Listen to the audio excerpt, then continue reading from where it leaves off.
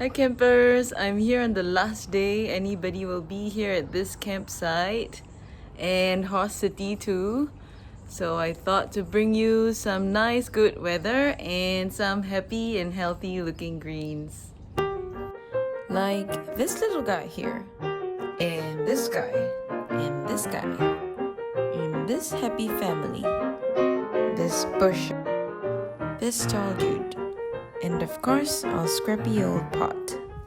Well, I guess by the time you see this, 2 weeks have passed and we're already halfway there.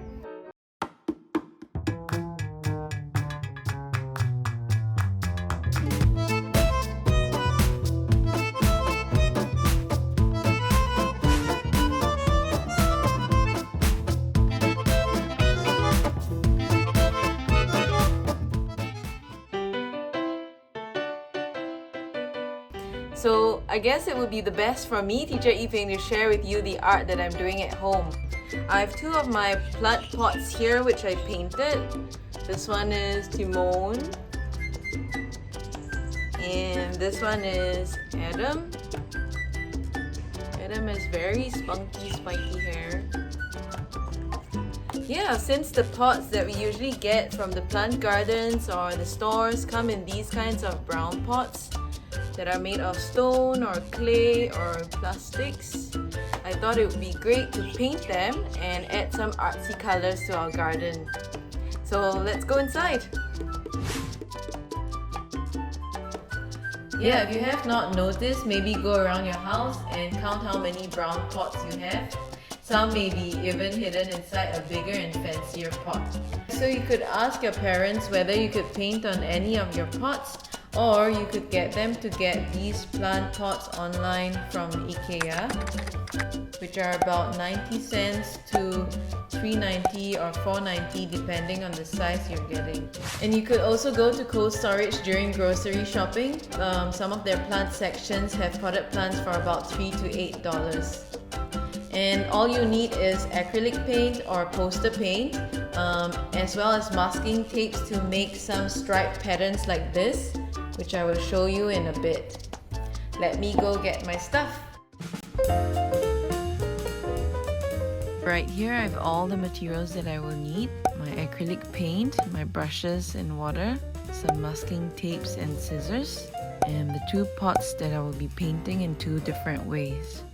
For the metal pot, I'll be creating stripes with the masking tapes, as I have done here. And for the plastic pot, I will first layer it with a coat of white to cover its original brown, so I could paint it with the color that I want it to have later, just like when you're painting on a new white canvas. I'll begin with our white paint first. As you can see, I'm doing it in short strokes from top to bottom, and then I'll turn it section by section, with my left hand holding the edges so it doesn't smudge the wet paint. You may, as you're painting, find a way that's more suitable for yourself to hold it and to paint it. Done! Now if you're painting it directly on a potted plant, you could hold up the leaves to keep it away from the paint.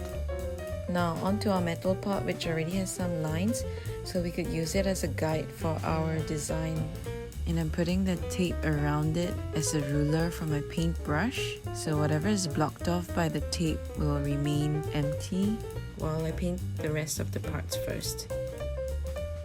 Now we let this dry and our plastic pot is ready to have its color. Give them some time to dry and then we can take out the tapes from the metal pot. And I'll fill it up with another color. Okay, last layer for both pots. I've decided to go for polka dotty patterns. Just small strokes and dabs with my brush. There we are. These are our final pots. I'm just going to give this one its name using black paint and a smaller brush. There's Bob. And this one's the metal pot. Added some small details in it too. We're done!